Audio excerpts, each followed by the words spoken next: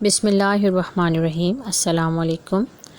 سبق نمبر 4 ہے، اس کا عنوان ہے پاکستان کی سرزمین اور آب و ہوا، land and climate of Pakistan, اور آج ہم پڑھیں گے لیکچر نمبر 3، جس کا ٹاپک یعنی کہ جس کا عنوان ہے پاکستان کے طبعی خط و خال یعنی physical features of Pakistan.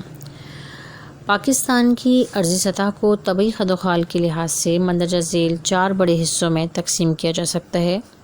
Number 1 پہاڑی سلسلہ، نمبر 2 سطح مرتفع، نمبر 3 میدانی علاقے، اور نمبر 4 ریگستانی علاقے بشمول ساحلی علاقے۔ ٹھیک ہے جی، اب اگر ہم دیکھیں گے پہاڑی سلسلے ان کے بارے میں اگر ہم پڑھیں تو پہاڑی سلسلے جو ہیں ان کو بھی مزید 2 حصوں میں تقسیم کیا گیا ہے۔ اول شمالی اور شمال مشرقی پہاڑی سلسلہ، اور دوم شمال مغربی اور مغربی پہاڑی سلسلہ۔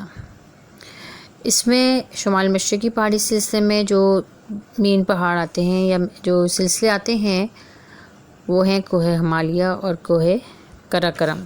کوہ ہمالیہ کو بھی مزید حصوں میں تقسیم کیا گیا ہے، لیکن وہ ہم ابھی یہاں ڈسکس نہیں کریں گے۔ اور اس کے بعد دوسرا حصہ ہے سلسلہ کوہ قراقرم۔ اچھا جی، دوسرا جو ہم نے بولا کہ پہاڑی سلسلوں کو 2 حصوں میں تقسیم کیا گیا ہے، تو شمال مشرقی حصوں کو میں نے آپ کو بتا دیا ہے۔ اب شمال مغربی پہاڑی سلسلہ جو ہے اس میں سلسلہ کوہ ہندوکش، سلسلہ کوہ سفید، وزیرستان کی پہاڑیاں، سلسلہ کوہ سلیمان، سلسلہ کوہ کھیرتر، یہ پہاڑی سلسلے ہیں مغربی پہاڑی سلسلے میں۔ اچھا، ایک چیز میں آپ کو اور بتاتی چلوں کہ شمال مشرقی اور مغربی پہاڑی سلسلوں میں کچھ فرق ہے۔ کیا فرق ہے کہ شمال مشرقی پہاڑی سلسلے جو ہیں ان کی پہاڑیاں بہت بڑی بڑی ہیں، یعنی بلند پہاڑی سلسلے ہیں، اس کی نسبت جو شمال مغربی پہاڑی سلسلے ہیں وہ کم ہیں، تھوڑے کم بلند ہیں، اور اس وجہ سے اس میں کئی وادیاں ہیں، چھوٹے چھوٹے دریا ہیں اور درے ہیں۔ تو جتنے بھی اہم درے ہیں، آپ نے درہ خیبر کا نام سنا ہوگا، درہ بولان کا نام سنا ہوگا، درہ گومل کا نام سنا ہوگا، یہ سارے درے کہاں ہیں؟ یہ درے شمال مغربی پہاڑی سلسلے میں۔ ٹھیک ہے جی، اور اس کے علاوہ اس کے اندر چھوٹے چھوٹے دریا ہیں، چھاونیاں ہیں، فوجی چھاونیاں جو ہیں وہ ساری اس کے اندر ہیں۔ پھر اس کے علاوہ اگر آپ دیکھیں تو اس کے جنوب میں دریائے حب اور لیاری بہتے ہیں، وہ آخر میں جا کے کراچی کے قریب بحیرہ عرب میں گر جاتے ہیں۔ اس کے بعد ہے سطح مرتفع، جس کو ہم کہتے ہیں پلیٹو۔ پاکستان میں مندرجہ ذیل 2 سطح مرتفع واقع ہیں، سطح مرتفع پوٹھوہار اور سطح مرتفع بلوچستان۔ اچھا، بہت سارے اسٹوڈنٹس یہ سوال کرتے ہیں کہ سطح مرتفع ہوتا کیا ہے؟ سطح مرتفع میں آپ کو اس طرح سمجھا سکتی ہوں کہ سطح مرتفع پلین ایریا ہی ہوتا ہے، لیکن زمین سے تھوڑا اونچا ہوتا ہے۔ یعنی آپ یہ کہہ سکتے ہیں کہ میں اس کو اس طرح ایکسپلین کرتی ہوں کہ پلین پلس ماؤنٹین، یعنی دونوں کو ملا دیں، یعنی بلند بھی ہے اور بلندی پہ جا کے پلین ہو جاتا ہے، تو کیا ہوتا ہے؟ وہ سطح مرتفع کہلاتا ہے۔ یعنی جیسے پہاڑ ہوتے ہیں وہ تو اوپر جا کے نوکیلے ہوتے ہیں، وہاں لوگ اپنے گھر وغیرہ نہیں بنا سکتے، ٹھیک ہے، سلائڈس ہوتی ہیں، تھوڑا سیدھا سا، مطلب اس طرح ہوتا ہے کہ سلائڈنگ ہو جاتی ہے وہاں پہ۔ لیکن جو پلیٹو ہے یعنی کہ جو سطح مرتفع ہے وہ اونچائی پہ جا کر پلین ہو جاتا ہے، تو وہاں لوگ اپنے گھر وغیرہ بنا کے رہائش اختیار کر سکتے ہیں۔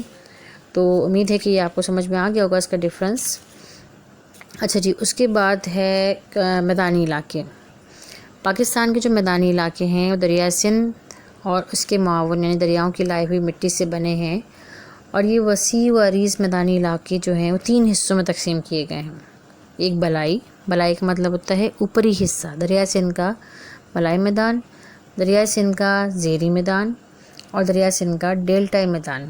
تو یہ 3 جو ہیں میدانی علاقے ہیں، ٹھیک ہے۔ اس کے بعد ہم دیکھتے ہیں کہ ریگستان ہمارے ملک میں کون کون سے ہیں، جس کو ہم ڈیزرٹس بھی کہتے ہیں۔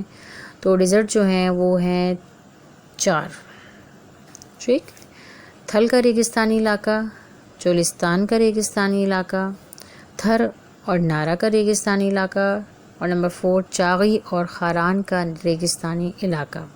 تو یہ چاروں جو ہیں یہ کیا ہیں؟ پاکستان کے اندر موجود ریگستانی علاقے ہیں، اور آپ کو ریگستانی علاقوں کا تو پتہ ہوگا کہ ریگستان وہ ہوتے ہیں جہاں پر پانی نہیں ہوتا اور بارشیں بہت کم ہوتی ہیں اور قدرتی نباتات نہیں پائے جاتے، کیونکہ بارش نہیں ہوتی تو اس لیے قدرتی نباتات نہیں پائے جاتے۔ یہاں پہ صرف مٹی نظر آ رہی ہوتی ہے، ریت ہی ریت ہوتی ہے، ٹیلے بنے ہوئے ہوتے ہیں ریت کے، اور یہ ٹیلے اپنی جگہ جو ہے بدلتے رہتے ہیں، تو یہ ریگستانی علاقے ہوتے ہیں، اس کو ریگستان کہتے ہیں۔ اور اس کے بعد جو ہے آ جاتا ہے ساحلی علاقہ۔ ساحلی علاقہ کون سا علاقہ ہوگا؟ ساحلی علاقہ وہ علاقہ ہوگا جو کسی بھی دریا یا سمندر کے کنارے پایا جانے والا علاقہ ساحلی علاقہ کہلاتا ہے، جس کو ہم کہتے ہیں کوسٹل ایریا۔ تو پاکستان کا جو ساحلی علاقہ ہے وہ 2 حصوں پر مشتمل ہے۔ پہلا حصہ میں نے آپ کو بتایا تھا کہ پچھلے لیکچر میں کہ ایک مکران کا ساحل ہے اور ایک سندھ کا ساحل ہے۔ تو اس کی لمبائی کتنی ہے؟ 1050 کلومیٹر ہے۔ تو میں نے آپ کو یہ بھی بتایا تھا پچھلے لیکچر میں کہ مکران کا ساحل جو ہے وہ بڑا ہے، جو صوبہ بلوچستان کے ساتھ جتنا بھی علاقہ نظر آ رہا ہے آپ کو، یہ مکران کا ساحل ہے، اور اس کی لمبائی تقریباً 750 یعنی 750 کلومیٹر ہے۔ اور دوسرا جو ساحل ہے وہ کون سا ساحل ہے؟ وہ سندھ کا ساحل ہے، جو ہمارے سندھ میں ہے، اور وہ سندھ کا ساحل کہلاتا ہے۔ اور اس کی لمبائی کتنی ہے؟ اس کی لمبائی ہے 300 کلومیٹر۔ یہ مختصر ہے، لیکن مکران کا ساحل جو ہے وہ طویل ہے، بڑا ہے۔ پاکستان کا تمام ساحلی علاقہ جو ہے وہ بحیرہ عرب کے ساتھ ساتھ واقع ہے۔ آپ یہ دیکھ سکتے ہیں کہ تمام ساحلی علاقہ جو آپ کو نظر آ رہا ہے وہ بحیرہ عرب کے ساتھ ساتھ واقع ہے۔ پاکستان کی سب سے اہم بندرگاہ کراچی ہے، اور دوسری بندرگاہوں میں پورٹ قاسم، سونمیانی اور ماڑا، پسنی، گوادر اور جیوانی شامل ہے۔ تو جو سندھ کا ساحل ہے اس پر 2 بندرگاہیں ہیں، کون کون سی؟ کراچی اور پورٹ قاسم، ٹھیک ہے، 2 بندرگاہیں کراچی میں ہیں۔ باقی جتنی بندرگاہیں ہیں، جتنی پورٹس ہیں، وہ کہاں پر ہیں؟ وہ مکران کے ساحل پر ہیں، جس میں نے آپ کے ابھی نام لیا ہے، سونمیانی کا، گوادر کا، پسنی کا اور مارا کا، جیوانی کا۔ یہ تمام کی تمام کہاں پر ہیں؟ یہ ہیں مکران کے ساحل میں، اور ساحل پر واقع ہیں، اور یہ بلوچستان کے ایریا میں آتی ہیں، ٹھیک ہے۔ تو یہ امید کرتی ہوں کہ آپ کو یہ ساحلی علاقے کا پتہ چل گیا ہوگا کہ کہاں کہاں ساحلی علاقہ ہے اور کتنا ہے۔